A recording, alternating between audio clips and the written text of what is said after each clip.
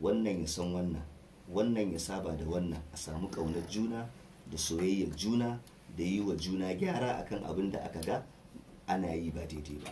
To a dunkula wannan ibada da Allah subhanahu wata'ala ya sa mana ita tana da hikimomi marasa iyaka, wato suna hikimominta suna da yawa kwarai da gaske. To sannan musulunci ya dinga faɗa mana falalarta a guri daban-daban. To a ɗan taƙaice abin da zan faɗa na falalar ita wannan juma'a, akwai hadisi na sayyidina Abu Huraira Allah ya ƙara masa yadda, wanda Imam Muslim ya rawaita. Annabi sallallahu alaihi wasallam yana cewa khairu yawmin tala'at alaihi shamsu yawmul jumu'ati, mafi alkhairin rana wadda juma'a wato mafi alkhairin wuni wanda rana ta hudo a cikinsa ita ce ranar juma'a. Annabi alaihi salam ya ce fihi khuliqa adam, a ranar juma'a aka halicci annabi adam. Wa fihi udkhila aljanna, a ranar juma'a aka shigar da babanmu annabi adam cikin aljanna. Wa fihi ukhrija minha, a ranar juma'a aka fito da shi daga aljanna ya sauko duniya. Wato ita kanta wannan duniyar juma'a dan adam ya fara shigowa cikinta tun daga shi babanmu annabi adam. To juma'a tana da falala, tana da wata keɓanta da Allah ta'ala ya mata. Hakanan sai da na Anas ibn Malik Allah ya ƙara masa yadda ya faɗi wani hadisi wanda Dabarani ya kawo shi a cikin Mu'jamul Awsat. Yake cewa annabi sallallahu alaihi wasallam ya ce mala'ika Jibril ya zo gurina, a san da ya zo a hannunsa akwai wani abu mai kama da madubi, in ji annabi sallallahu alaihi wasallama, fariƙal, amma daga gefen madubin akwai ɗan wani abu baki. Sai nake tambayar Jibrilu, na ce Jibrilu me wannan?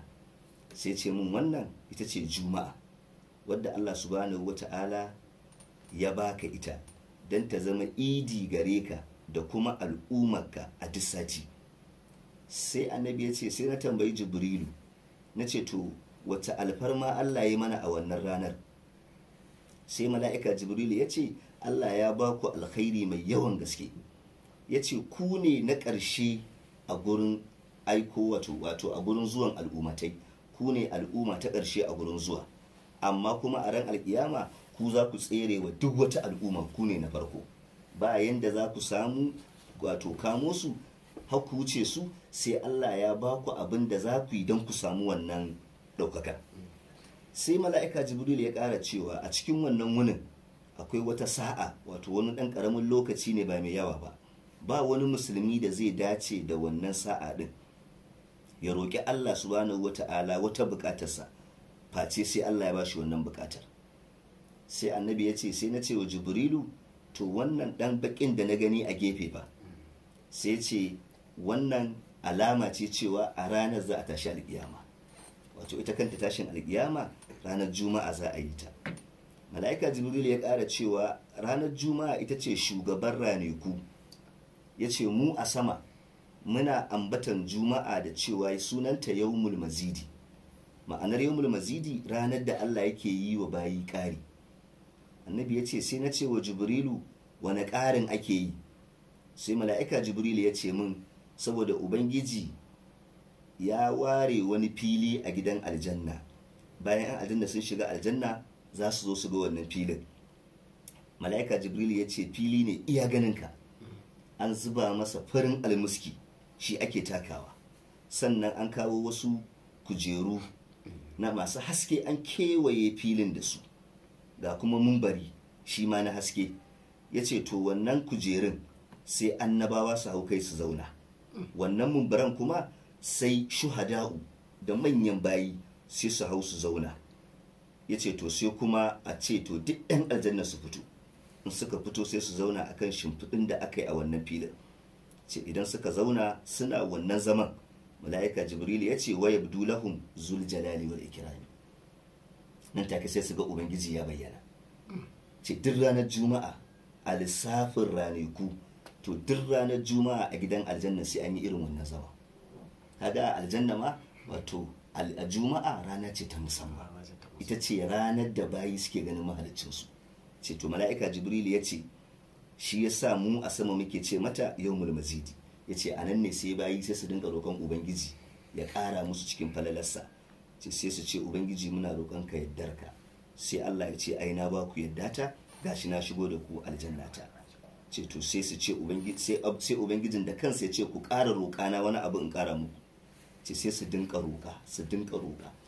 Mala'ika Jibril ya ce sai duk wanda yake aljanna ya roƙi ubangiji sai ubangiji ya bashi. Hadi a ƙarshe sai ya ce summa yaftahu alaihim ma la ainur ra'at. Za a buɗa wa 'yan aljanna su ga abin da ido bai taɓa gani ba, wala udunun sami'at, kunne bai taɓa ji ba, wala haɗara ala qalbi basharin, zuciyar ɗan adam ma bata taɓa tunanin irin abin da za a bayar ba. Yace to wannan shine abin da yake faruwa a duk ranar aljanna, a ranar juma'a a gidan aljanna. Yace shi yasa a sama muke cewa juma'a ranar ƙari. Hakanan sai da na Abu Hurairah Allah ya ƙara masa yadda ya ƙara rawaito hadisi daga annabi sallallahu alaihi wasallam. Annabi yana cewa salloli biyar, wato daga sallar azhar zuwa la'asar zuwa magariba, haka dai kowace daga wannan zuwa wannan. Annabi ya ce wal jumu'atu ila al jumu'ati, da kuma juma'a zuwa wata juma'ar, wa ramadanu ila ramadana, daga wannan ramadanu din zuwa wani ramadanu, duk abin da ke tsakanin waɗannan annabi ya ce mukaffiratun ma bainahunna, duk abin da bawaye a tsakanin su Allah zai gafarta masa, amma sharaɗin izzajtuni bal kaba'ir, idan an nisanci manyan zunubai. Wato ashe daga juma'a har zuwa wata juma'a in dai musulmi ya nisanci manyan zunubai, to ƙananan zunuban da yake aikatawa Allah zai gafarta masa su. Sannan wani hadisin da shi ma yana cikin sahihu muslim, annabi sallallahu alaihi wasallam yake cewa wanda ya yi wanka sannan ya taho sallar juma'a ya zo ya sallaci nafila gwargwadon abin da Allah ya hore masa ya sallata, sannan ya yi shiru ya saurari huɗubar da liman ya yi har aka gama huɗuba, aka yi sallar juma'a da shi. Annabi alaihi salam ya ce inda ya cika wannan sharuɗa to gufira lahu ma bainahu wa bainal juma'ati al-ukhra, duk abin da yayi na kuskure daga wannan juma'ar zuwa juma'a mai zuwa za a gafarta masa. Wa fadlu thalathati ayyami, hamma da ƙarin kwana uku, wato bonus kenan.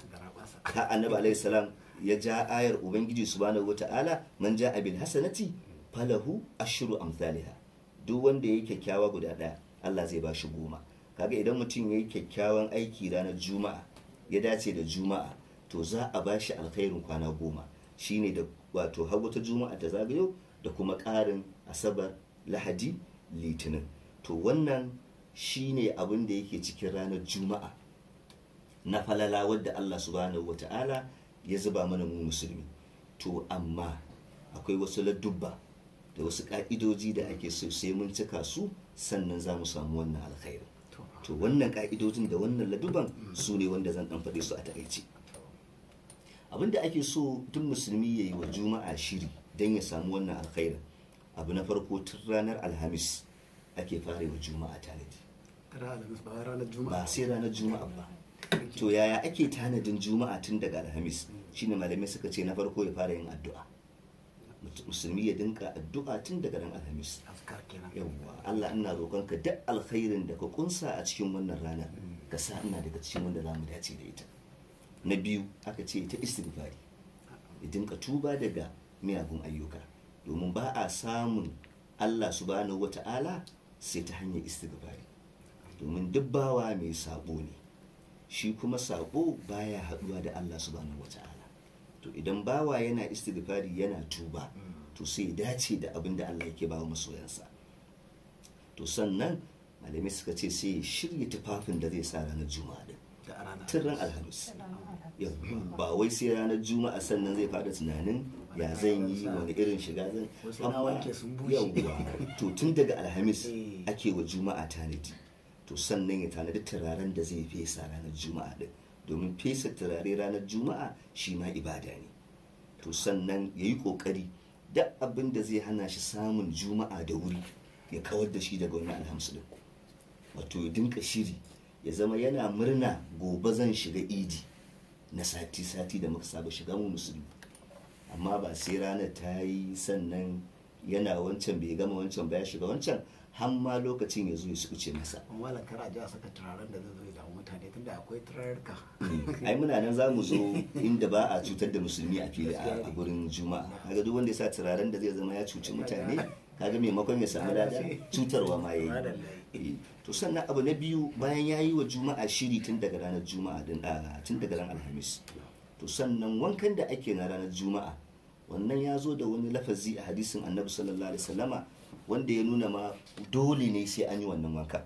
Annabi alaihi salam yana cewa kwarai fa al-ghuslu yawmal juma'ati wajibun ala kulli mutalimi, haka annabi ya ce wanka ranar juma'a wajibi ne akan dukkan baligi. To amma wajibin malamai suka ce ba wajibci bane na dole, wajibci ne na sunna mai karfi. Duk musulmi ana so ran juma'a sai ya yi wanka, wai ko da duk kazantar mutum dai ka kaddara a kwana 7 din nan bai wanka ba, to an wajabta masa wanka ranar juma'a, saboda dama mun addinin musulunci addini ne na tsafta. To sai shari'a ta wajabta yin wanka ranar juma'a. To wannan yana cikin sharadi. Abu na uku, kwalliya. Ita juma'a ana yi mata kwalliya. To amma me yi kwalliya? Ita ma kwalliyar da malamai suka faɗi a cikin abu uku ake yin kwalliya. Abu na farko, tufafin da mutum zai sa. Idan ya zama na tufafin mutum ya zama a ido ba daɗin gani, to duk wankan da ya yi, duk turaren da ya sa, in dai a ido tufafin da ya sa ba zai burge mutane ba, wannan ba kwalliya ba ce. Sannan dama ma tsarin musulunci ba idan mutum ya dinka yin shiga wadda zai zama daban a cikin mutane ba, wannan ba sunna annabi bace sallallahu alaihi wasallam. Sunnar ma'aiki alaihi salam shine ya sa tufafin da mutane kowa irin sa yake sawa. Ba a son mutum ya dinka yin shiga wadda zai zama yayi wani hargitsasa a cikin musulmi. Wato malam, a bangaren tuwafi, wato kamar irin ko shigar da limamai za ga sun za ga liman ya sauko kaya na kawa an ɗauko alkyabba an sa ta kama a rawani ko a ɗora ya rami. Wannan yana daga cikin mustahabbat wanda aka ɗora limaman juma'a. Ana so duk limamin juma'a ya yi shiga ta kurjini, saboda saƙo yake so ya isar. Idan ya yi shigar da za a raina shi, to za a raina saƙon da zai faɗa. Amma idan ya yi shiga wadda ya ba da kurjini, to zai zama duk saƙon da zai faɗa, to zai zama shi ma saƙon ya zo da kurjini. Ana son wannan. Nan ina magana ne akan mu al'ummar musulmi gama gari da muke halartar sallar juma'a. To bayan ya tsaftace tufafinsa, abu na biyu da yake a ƙashin kwalliya shine tsaftar fatar jikinsa. Ya zama duk inda za a gan shi ya zama ya yi tsafta. An gan shi ba zai zama kawai ya sa kayan ne masu kyau amma kuma jikinsa babu kyau ba. In yi haka bai yi abin da musulunci yake so ba. A wannan gaban ma nake jan hankalin 'yan uwanmu masu sana'a, wadda sana'a take da alaƙa da datti. Za ka ga a wannan yanayin, yayin da ta kama kawai aka za a taho sallar juma'a. Wannan ina ba da shawara don a samu wannan alkhairin, ya kamata duk juma'a su tanadi wani kaya a gefe, wanda idan lokacin sallar juma'a yayi a kintsa saboda wannan juma'a don a samu wannan alkhairin. Za a iya ware mata lokaci a cikin karfe kaza za a shirya, a ci barin jan bazan wanka karfe kaza a shirya. Wannan haka yi. Wanda kaga ba la yi dawa ya mutum ba zai iya gaban sarkin sa. Ba zai yi ba. Kuma ballantana abin da aka ce a mako so ɗaya kawai, kuma so ɗayan ma na ɗan wasu awanni, kuma idan mutum yayi shi zai amfani kansa da kansa. To ana son lalle mu kula da wannan. Har yanzu dai ina jan hankalin musamman matasa.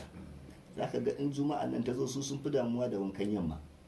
Kawai da yamma a kwalliya a yi shiga ta mutunci, yawwa ta kwalisa ba.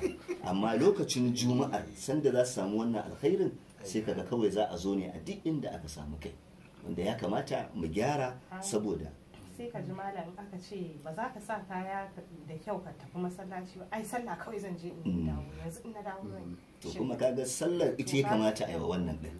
Wato malam kaga shi sa lokacin idan muka kalli iyaye da tije da suka manta, za ga wani lokacin ranar alhamis sun kamar yadda kai na yi tariyar baya kai magana, za ga a lokacin za su je a yi musu aski a gyaran fuska komai abin nan, za ga ni dot time wajen tara sai ga ma'ayi sun riga sun sallama da gida ma, sai dai wannan abu ne da muka gada mai kyau, amma yanzu gashi mun yi watsi da shi. Musulunci ne zo mana da shi, mun gaji abubuwa masu kyau daga iyayenmu da kakanninmu.